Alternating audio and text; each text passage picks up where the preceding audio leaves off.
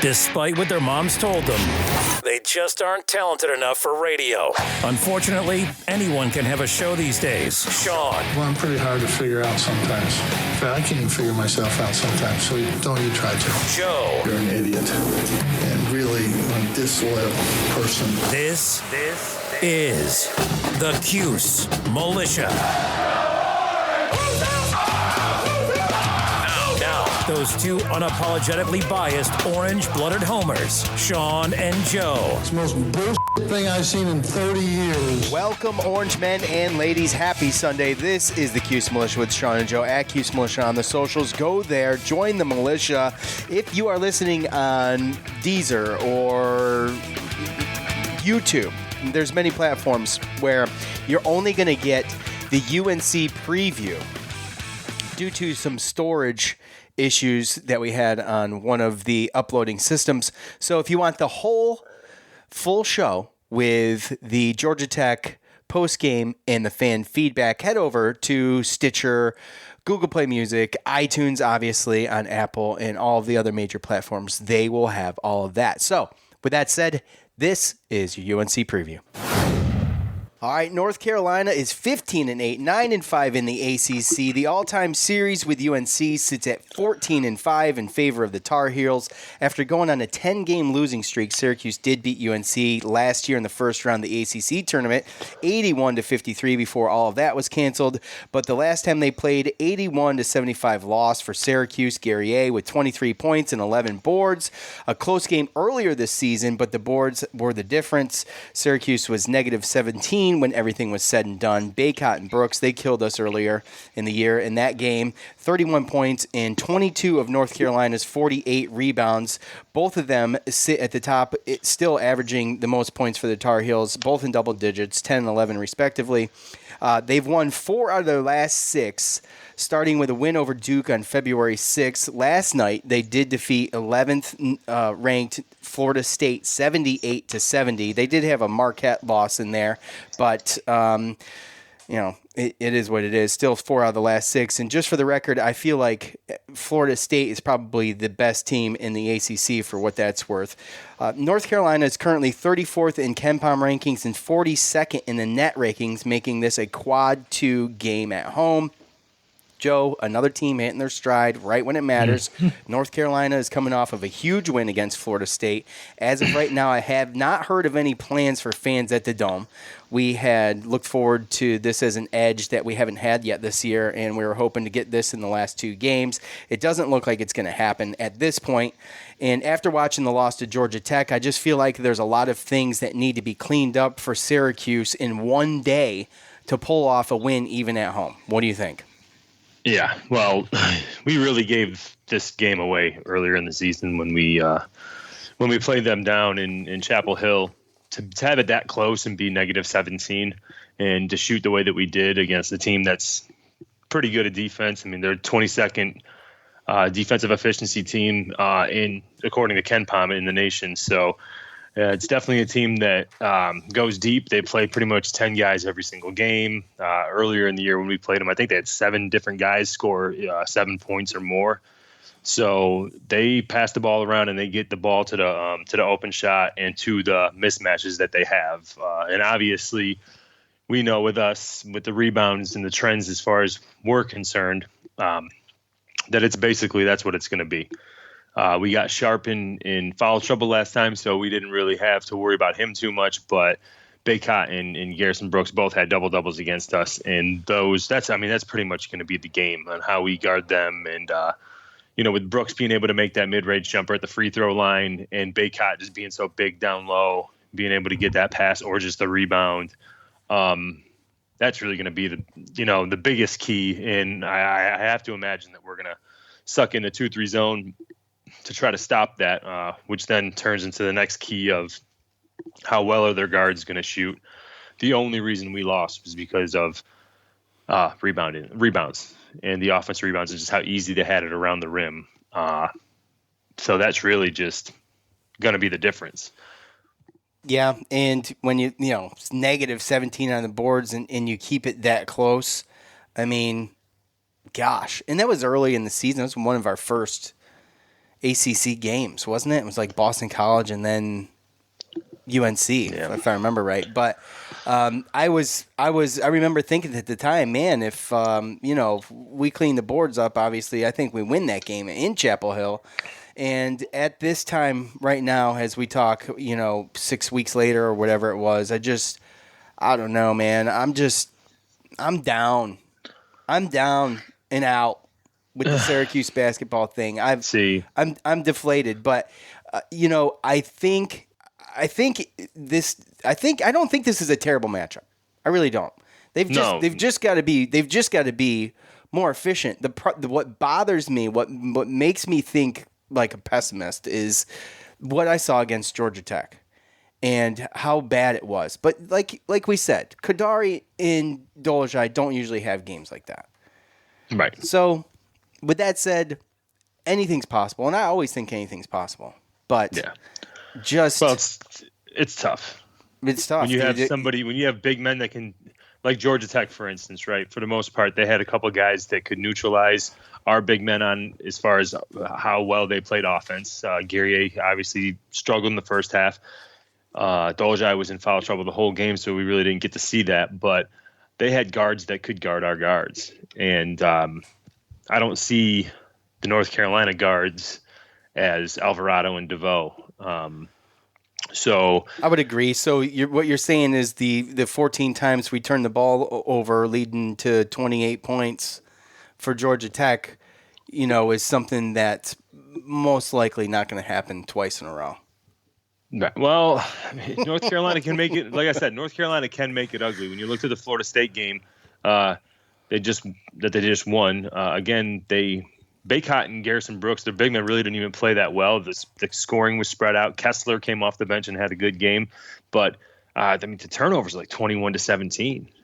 North Carolina, where they won, was I think they hit 27 of 30 free throws, and then out-rebounded Florida State by 8 points. So those are those type of games that North Carolina is going to play, the grinded-out type games, and obviously they might not be able to do that against the 2-3 zone and get to the line that much. Well, it depends on how these games are going to be called too, because since we never know anymore, right? That's tough. Plus, not to mention Syracuse, after becoming an 80% free throw shooting team, have been off the mark a little bit the past couple games. So, yeah. Well, in a positive, when I look at the matchup on ESPN usually has a matchup predictor, and they have 55% Syracuse, 44% UNC. I guess the difference there could be home field advantage. Maybe. But it's this year's tough, Sean, when you really look at it, because you look at the past couple of years, we've been right there on the bubble. I think this year, again, I don't know how they're going to really look at it. Usually we get, 13 non-conference games? Yeah. So realistically, we've been close to 500 around for the most part. They talk about just get around 500 in ACC play, right? Yeah. So I mean we're 7-7 with 2 games left, so we're going to play 2 less ACC games than normal. So that's different opportunities, obviously. Thank you, Louisville. And we'll see, right? We'll see. Yeah, we might get one, right? But on top of that, we only were allowed 7 non-conference. If we get 6 other non-conference games, I mean, what would we be talking about right now if we went 5-1 with 6 other non-conference games, and our record right now is 18-9 with 7-7 in the conference? Well, now we're talking. Well, we just got to get one of the last 2, and then go into the ACC tournament with 19 wins at 500, like we've been for the past 3 years. True, but still the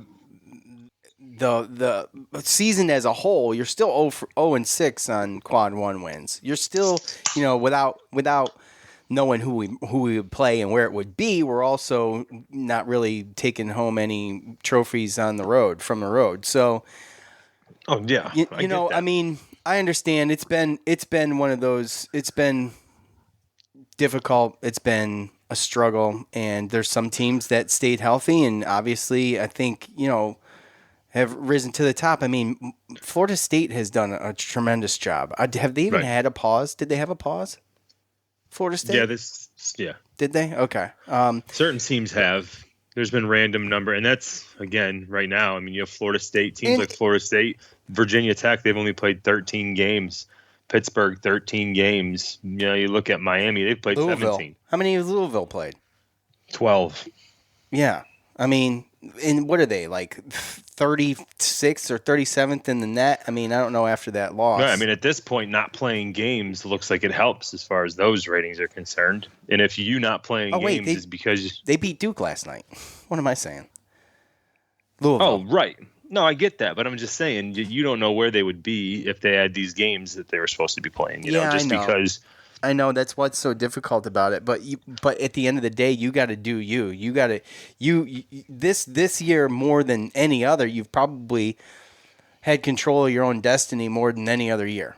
You know, I mean, which is you don't think a situation like a Louisville or certain teams where they've had multiple issues with this to where, like, I mean, you're talking about bringing 64, 68 teams to a so-called state bubble. I mean, are you really going to want to invite a team that's that irresponsible, a team that's caught that much? You want them, are you going to trust that they're going to be able to play by the rules, because they haven't for the rest of this whole season? But, so, I mean, I guess but we don't know point. Their situation though. Like, have they or haven't they? I have no idea. No one ever knows what is the deal. You know, did they go home and then come back? I mean, I have no idea. I don't care what the deal is. If the game got canceled because your player got COVID, I mean, Louisville had at least one person positive and had to deal with the whole contact tracing for, I think, a whole month. Yeah, it was like 5 games between in a couple different players, right? Yeah. So, obviously that's not being handled, and now you're taking away games from other teams, and then just because you come out and beat a Duke and you 13-5 because you only played 18 games. I mean, at the end of the day, I actually don't knock the ACC or the NCAA for the way they've handled it. I think that knowing what they know now, they might do it differently. I think knowing what they know now, I think it should have been a little bit more loose on the restrictions, and you can say, oh, that's irresponsible to say. But I think it's been proven to this point that some of the protocol, and I don't disagree with it because we didn't know coming into this what it was going to be like, but I think some of the protocol was a little ridiculous. There wasn't much consistency, and some of the things that we've seen and dealt with this year, like you said, weren't fair to other teams. Like, there should have been more things in place to be able to either make up these games, and we've talked about that, but it should have been maybe spaced out more at some point, and they just didn't plan it well. If I can criticize the NCAA at all, or the ACC, and maybe they take a little bit of blame each, but it just wasn't handled well. When you know there was games going to be canceled or postponed. No, and I think that there's also certain situations where teams kind of got a little bit of favoritism. I mean, look at a Boston College team. They've only played 11 conference games. They've only played 17 games overall. They were forced to play, I think, with only 4 scholarship players available, one game. Yeah. But you can't tell me that there hasn't been certain teams that because a certain somebody on their team couldn't play, they just canceled the damn game. Yeah, and that's what I'm saying. Like, there's no consistency to it, and that goes back to Louisville in the beginning of the year when we were talking about, you know, the wearing the contact tracing equipment. You know, it's like a band or whatever you wear on your wrist, and like I thought that was supposed to be clear cut, and like it takes days to go through this. Like they didn't do a good job. I don't really fault them for it. You think, though, throughout the year it would have evolved into something a little bit more consistent, but it just never did. And now here we are. Yeah. And you have all these different teams that have played a different amount of non-conference games, a different amount of conference, just overall. You got teams that have a difference of, 8, 9, 7 games played. And then, like I said, on top of that, if you really want to make these serious kind of protocols as to why you can't play games and you have to do all this contact tracing and we need to do this right, then I'm sorry, but if a game gets postponed because of a team got a positive or there's something going on, then that should be looked at it as a negative light. I just don't think that this year out of any year, you can't look at records. You can't look at, we're never going to get to 20 wins. You can't look at, I mean, oh yeah, all absolutely. these net rankings and Ken Pom, it's only going as far as pretty much the amount of games you've played based upon an average. Yeah, because so I don't see how you. Right. they stayed right there around in the mid 30s, and they didn't even play a game.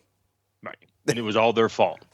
Yeah, every single one of those was their fault. Yeah, got canceled. True. So I'm sorry, but that should be a hit. And it doesn't matter what Joe Lunardi says or any of the net rankings or any of this stuff. It should definitely be a hit in the net. Ken Pom, like we've talked about, he does something totally different, right? So, and none of his stuff is put into real life practice. Let's be honest. But the net rankings, like that, should have been mirrored in that to some extent somehow. Right. So and it's got to work backwards too, right? I mean, when you look at Duke's overall record, that's going to be tough. And I mean, obviously, you see them; they're 11-9, 9-7 in the conference. So they only played 4 non-conference games. We only played 7, but it's they canceled some non-conference games. So is that going to go against Duke? No, because they don't have gimme wins, right? So and it's just right. So obviously, these averages of certain things are going to be worse for teams that have got 16, 17. 15 conference games versus a team that's only got 11 or 12, and the rest of their wins are off of non-conference. So, like I said, I mean, it's to me, all these experts that are saying this is not a normal year. So, I don't think that it's going to be looked at as one, and I think that the NCAA and the committee are going to look at those a little bit differently.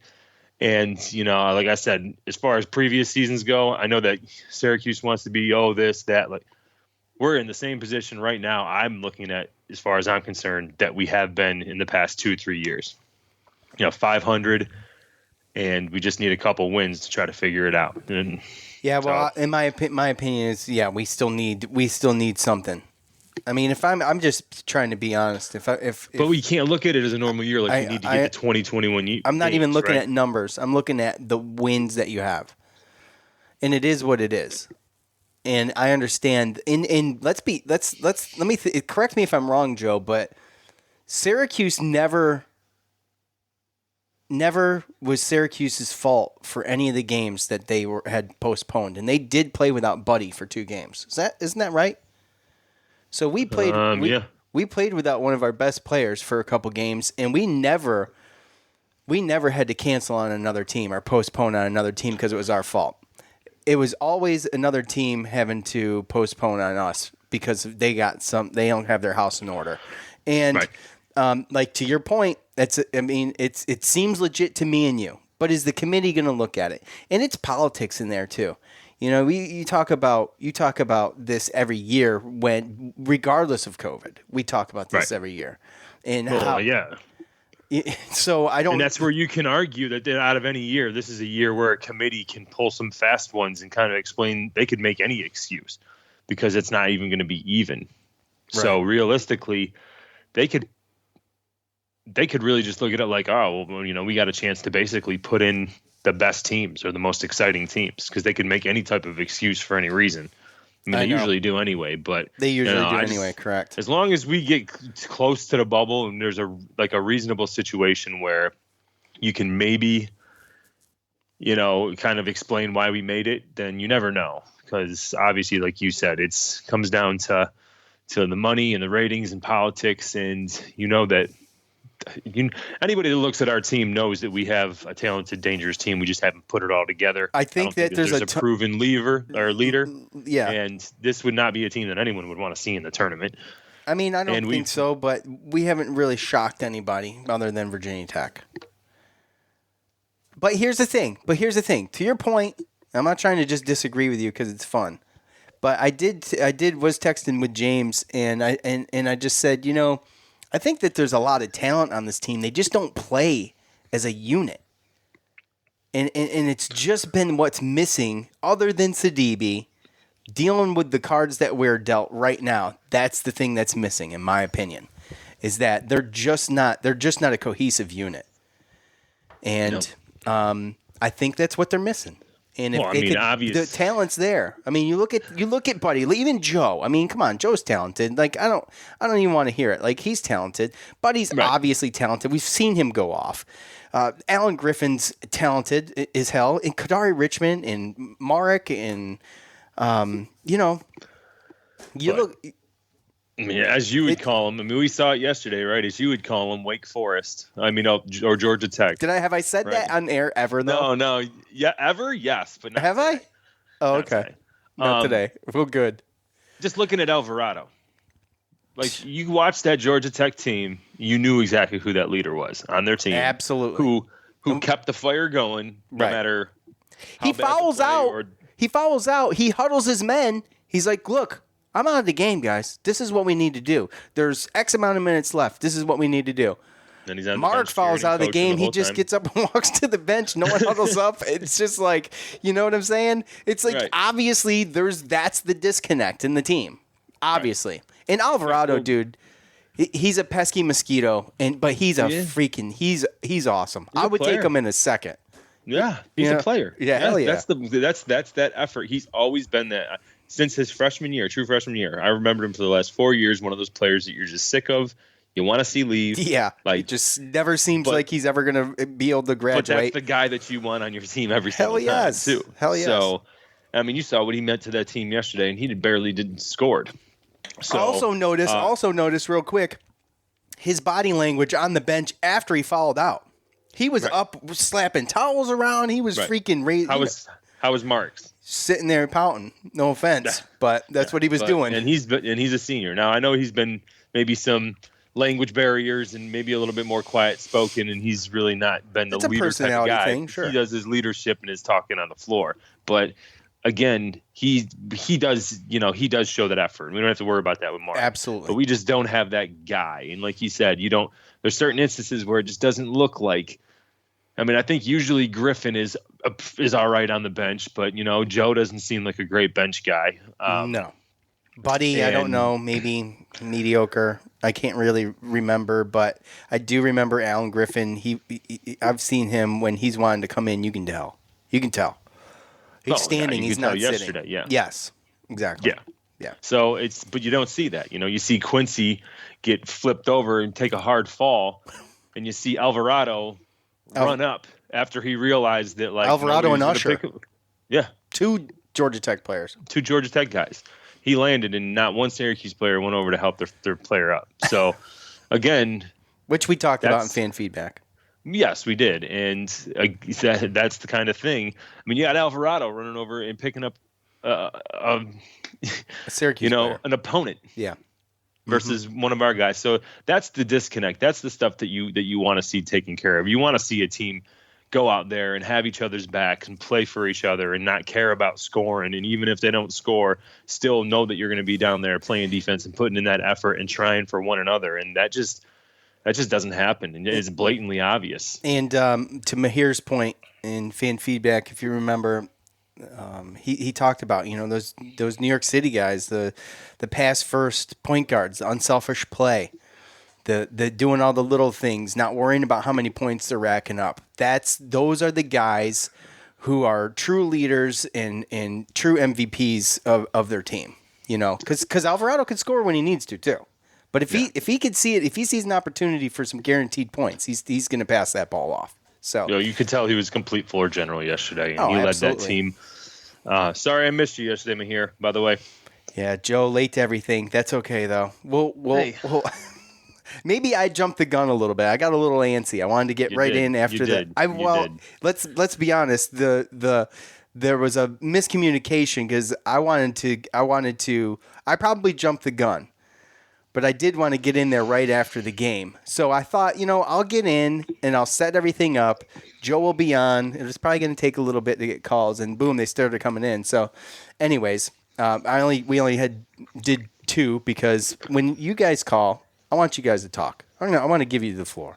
Not like Dominic type takeover stuff, but But I want you guys to have the floor and say what you need to say. So anyways, we'll look forward to doing that, Joe. But before we leave, I do have to go over the predictions from last game, and we got to get the predictions for this game. And so we're running way over. I hope we're not boring you guys.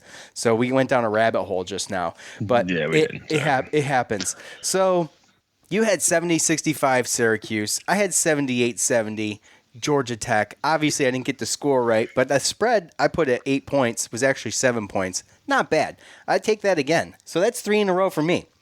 And we're gonna do UNC right now, and I'll go first because I just want to say that the last 2 games I've picked against Syracuse, and I don't do that as just a pessimist. It's just what I feel. And what I feel this time is Syracuse, I've made this point before, but they haven't lost 3 in a row yet. And I don't see it happening again. I do think there's a chance we lose this game, but I think obviously there's always a chance, but in my gut, I'm feeling that we're going to pull this out. I think it's going to be a close one. And we're going to need to hit shots, obviously, and we're going to need to rebound the damn ball. And if we can do that and maybe even try to get some of these guys in foul trouble and hit the foul shots, we can pull this thing off. I'm going to say 78-74 Syracuse. Okay. Took my score, man. Did I? No. Oh, okay. I was going to say you can keep it. We can both go, same score. Yeah. As bad as we've been doing on the road this year, we have only lost 1 game at home, and that was January 6th against Pittsburgh by 3. And yeah, so, there was things in that game that would. Oh yeah, that was ugly. It was ugly. 100%. Yeah, we should have never lost that game. That was a kind of a one-off. Yeah. So literally. I do. Honestly, this one's. I hate to see basketball. I just hate it because after what we were just talking about, right? Like, if we don't get it together and start playing as a team, then these games are just going to get uglier and uglier until the season's over. I know, and it feels so like we're playing less and less like a team. As instead of going up like everybody else, we're like going down. Right. So that was very scientific. It's not about being scientific as much as just you get some teams sometimes just don't gel or don't work together, or they can't figure it out. And I've never seen a Boeheim team really, do that. Usually he's going to play the guys and that kind of stuff. So, God, I'm going to pick us to win. I'll pick us to win 74-66. Look, yeah. I know that basketball is tough. We don't even the spread doesn't even come out until the day of. But you can look on the ESPN predictor. I know you got your eyes on that thing all the time. And also, it's just fun. So get over it. Okay? Well, say okay. It's not fun because it can be ugly, ugly, ugly. It can be. That crap happens again. So. Oh yeah, if we play like we played against Georgia Tech, I mean, if Mark plays 10 minutes against UNC, yeah, toast. So anyway, but I think we have to stay big. I think that. So you want to see some Jesse Edwards in there? I want to see some type of change. I didn't like what Kadari did, which sucks because I was hoping. I didn't like what Gary A was doing either. I mean, you got to make shots at the rim. This is becoming a plague for Syracuse. Mm-hmm. You got to make the shots at the rim. You guys are right there.